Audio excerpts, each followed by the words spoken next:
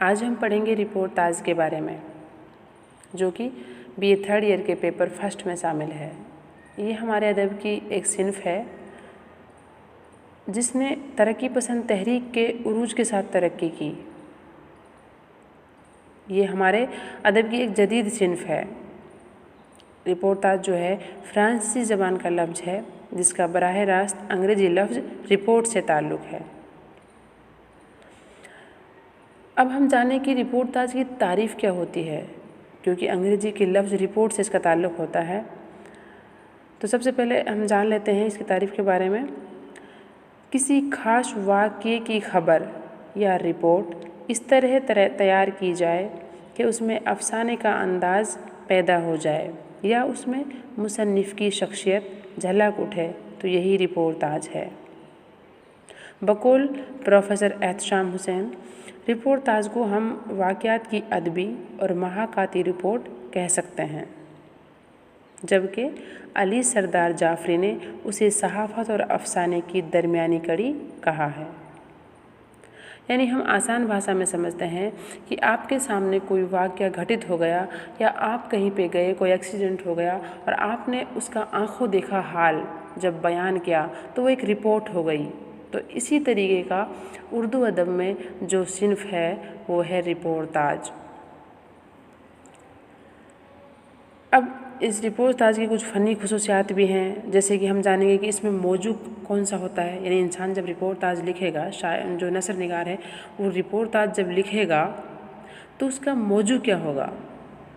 तो रिपोर्टाज का मौजू समाजी और इज्तिमाई मसाइल से मुताल्लिक़ होना ज़रूरी है। वो हादसात, वाक़यात और हालात जो पूरे समाज पर असरअंदाज हो सकते हों, रिपोर्टाज का मौजू हो सकता है।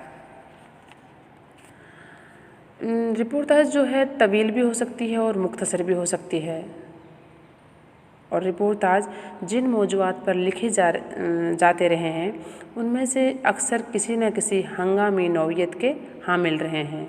मसलन जंग के हालात, फसादात, हादसात, कहत, सैरो सियाहत, अदबी तहजीबी जलसे और तकारीब वगैरह के हकीकी हालात रिपोर्टाज में बयान किए जाते हैं। और इसके अलावा इसमें जो अदबियत का रंग होता है वो भी होता है, क्योंकि रिपोर्टाज में फ़िज़ा, माहौल, मुकालमा, मौजू वगैरह में अदबियत का हकीकी रंग झलकता है।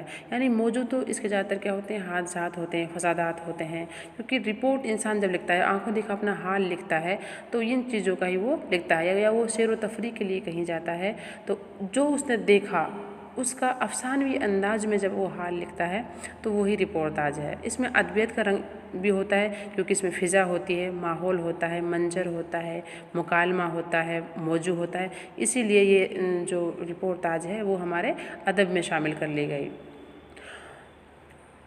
और जो रिपोर्टाज होता है वो ऐसी सिन्फ है जिसमें खारजियत और दाखिलियत का एक हुसैन मतलब हसीन इम्तिजाज मिलता है। इसमें जो लिखने वाला होता है रिपोर्टाज का वो इन सब चीज़ों का ख्याल रखता है, यानी वाक़यात का इंतखाब, वहदत जमा, जुज़ियात निगारी, इन सब चीज़ों का। तो अब हम जानते हैं रिपोर्टाज का आगाज़ हमारे उर्दू अदब में किस तरीके से हुआ। हमारे अदब में रिपोर्टाज एक नई नसरी सिन्फ है। अंजुमन तरक्की पसंद मुसन्निफ़ीन के जलसों की रोदादें कुछ अफसानवी अंदाज में लिखी गई कि जलसागाह, शिरका की शख्सियत, उनका सफ़र, जलसों की कार्रवाई, सब चीज़ों की एक तस्वीर पेश नज़र हो जाए। मकसद ये कि रिपोर्ट में खुशकी और बेलुत्फ़ी बाकी ना रहे।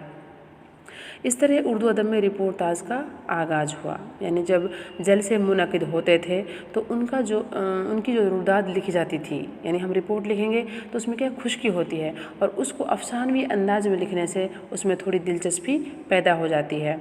तो वहाँ से उर्दू अदब में रिपोर्टाज की शुरुआत हुई। लेकिन इससे पहले की ऐसी तसानीफ़ मौजूद हैं जिनमें रिपोर्टाज की दो एक खुसूसियात किसी न किसी शक्ल में मिल जाती हैं। کیونکہ ترقی پسند تحریک میں جب جلسے ہوا کرتے تھے ان سے پہلے بھی ہمارے ادب میں رپورتاج کی کچھ خصوصیات مل جاتی ہیں، جیسے مرزا فرحت اللہ بیگ کا جو خاکہ ہے مولوی نذیر احمد کی کہانی، کچھ ان کی کچھ میری زبانی، اور مولوی وحید الدین سلیم کا خاکے، ان دونوں میں رپورتاج کی کچھ جھلکیاں ہمیں نظر جاتی ہیں۔ اس کے علاوہ مولانا ابوالکلام آزاد نے کچھ مطلب جو رپورتاج تو نہیں لکھے، انہوں نے کچھ لکھا ہے، تو انہوں نے اس میں بھی رپورتاج کی جھلکیاں ہم کو مل جاتی ہیں۔ اردو میں جو آپ بیتیاں لکھی گئی ہیں ان میں بھی رپورتاج کے عناصر جا بجا ہمیں نظر آتے ہیں۔ اس سلسلے میں میر تقی میر کی ذکر میر، سید علی رضا کا اعمال نامہ، حکیم احمد شجاع کا خوں بہاں جو اس کی یادوں کی برات قابل ذکر ہیں۔ یعنی جو آپ بیتیاں لکھی گئی ہیں ان میں بھی رپورتاج کے نمونے ہمیں ملتے ہیں۔ لیکن ترقی پسند تحریک کو جب ہمارے ملک میں فروغ حاصل ہوا اور انجمن ترقی پسند مصنفین کے جلسے باقاعدگی سے منعقد ہونے لگے تو ان جلسوں کی رپورٹیں تیار کرنی پڑی، یعنی جب جلسے ہوا کرتے تھے تو ان کی رپورٹیں تیار کی جاتی تھیں۔ ان کی خشکی اور بے کیفی کو دور کرنے کے لیے دلکش افسانوی اور محاکاتی انداز اختیار کیا گیا، اور یہیں سے باقاعدہ طور پر اردو میں رپورتاج کا آغاز ہوا، اور اس چیز کا جو سہرا بنتا ہے وہ احمد علی اختر کے سر ہے، اور اسے مقبول عام بنانے میں نظام ممبئی کی کوششیں ناقابل فراموش ہیں۔ یعنی کچھ جو نمونے ہیں اردو ادب میں رپورتاج کے وہ ملتے ہیں، لیکن جو باقاعدگی سے شروعات ہوئی رپورتاج کی وہ ترقی پسند تحریک کے تحت جو جلسے منعقد ہوا کرتے تھے ان کی جو رپورٹیں تیار کی جاتی تھی ان میں مطلب خشکی نہ رہے، بے کیفی نہ رہے، دلکشی پیدا ہو جائے، اسی کو افسانوی انداز میں لکھا گیا، تو وہیں سے رپورتاج کی شروعات ہوئی۔ 1940 میں سجاد ظہیر نے یادیں پیش کر کے اس صنف کو استحکام بخشا۔ پھر 1945 میں منعقد ہونے والے انجمن کی کل ہند کانفرنس کی رپورٹ لکھی جو 1943 میں پودے کے نام سے شائع ہوئی۔ اس کے بعد اس صنف کے قدم پوری طرح جم گئے۔ ان کے علاوہ بھی جیسے قرۃ الحیدر، عصمت چغتائی، ممتاز مفتی، شاہد احمد دہلوی، ابراہیم ذلیح جیسے بلند پایہ فنکاروں کے ہاتھوں اس صنف کو خوب فروغ حاصل ہوا۔ تو یہاں پر ہم چند اہم جو رپورتاج ہیں ان کا ذکر کریں گے، جن میں سب سے پہلا نام ہم سجاد ظہیر کا ہی لیتے ہیں۔ جب 1940 میں سجاد ظہیر نے یادیں لکھی، یعنی ان کی جو کتاب تھی یا رپورتاج تھا یادیں وہ شائع ہوئی، تو اس میں کیا ہوا تھا، فلیش بیک کی تکنیک اپناتے ہوئے مصنف نے ماضی کے اہم واقعات کو بکھری ہوئی یادوں کی شکل میں پیش کیا۔ لیکن سجاد ظہیر نے برسوں بعد اپنے ذہن کو کریدا اور یادوں کے ذخیرے سے معلومات فراہم کی، اس لیے بعض ناقدین اسے رپورتاج نہیں مانتے ہیں۔ اس کے بعد ہے کرشن چندر۔ کرشن چندر کا مشہور رپورتاج پودے ہے۔ یہ حیدرآباد اردو کانفرنس کا سفر نامہ ہے۔ جو ادیب اس کانفرنس میں شرکت کرنے ممبئی سے حیدرآباد گئے تھے ان کا مزاج، وہ کردار، دوران سفر ان کا رویہ، راستے کے مناظر، میزبانوں کی محبت، خاطرداری، سبھی کچھ اس میں موجود ہے۔ یعنی جو کرشن چندر نے پودے نام سے رپورتاج لکھا تھا اس میں وہ ساری رپورٹیں ہیں، یعنی ایک حیدرآباد میں اردو کانفرنس ہوئی تھی جس میں جو بھی جو رائٹر ہیں جو شامل ہوئے تھے ان کے بارے میں، ان کا مزاج، ان کا کردار، سفر کے جو قصے ہیں، مناظر ہیں، سب کو انہوں نے اس میں لکھا ہے۔ کانفرنس کے مباحثوں، لطیفوں، اس میں بھی اور بھی جو لطیفوں، چشمکوں نے اس میں اور بھی جان ڈال دی، کیونکہ رپورٹ سے کیا ہوتا ہے تھوڑی خشکی پیدا ہوتی ہے، تو اس میں جو لطیفے ہیں ان نے اس میں اور بھی جان ڈال دی۔ ان کا دوسرا رپورتاج ہے صبح ہوتی ہے، جو کہ سفر دکن کی روداد ہے۔ ان کا ایک اور رپورتاج لاہور سے برام گلہ تک، یہ سفر نامہ بھی ہے اور رپورتاج بھی، یعنی باقاعدگی سے شروعات کرشن چندر سے ہم مان سکتے ہیں رپورتاج کی۔ اگلا نام ہے قرۃ العین حیدر کا۔ ناول نگاری اور افسانہ نگاری میں تو قرۃ العین حیدر کو بڑی شہرت حاصل ہے ہی، لیکن ان کے قلم سے کئی بہترین رپورتاج بھی وجود میں آئے۔ ایک بار جاپان میں ادیبوں کے 29ویں اجلاس کی رویداد جب ہوئی تھی تو انہوں نے اس کا نام دیا ستمبر کا چاند. اور ان کا ایک اور رپورتاج ہے گلگشت، اور ایک ہے ان کا دکن کا سا ٹھاٹ نہیں سنسار میں، جس میں دکن کی کہانی سنائی گئی ہے. لندن لیٹر جو ان کا رپورتاج ہے اس میں لندن کی زندگی کو افسانوی انداز میں پیش کیا ہے. تو ان کے جو رپورتاج ہیں فنی اعتبار سے بہترین رپورتاج کہے جا سکتے ہیں، کیونکہ انہوں نے فن کے حساب سے ان کو پوری کسوٹی پہ اتارا ہے. اس کے علاوہ عصمت چغتائی جو ہیں انہوں نے بھی رپورتاج لکھے ہیں، کیونکہ ناول اور افسانے میں تو وہ مقبول ہیں ہی. انہوں نے دوجکھی کے عنوان سے جو خاکہ لکھا اس میں، اور ان کے بعض افسانوں میں رپورتاج کے عناصر نظر آتے ہیں. لیکن بمبئی سے بھوپال تک عنوان سے جو انہوں نے ایک باقاعدہ رپورتاج لکھا جو بہت پسند کیا گیا.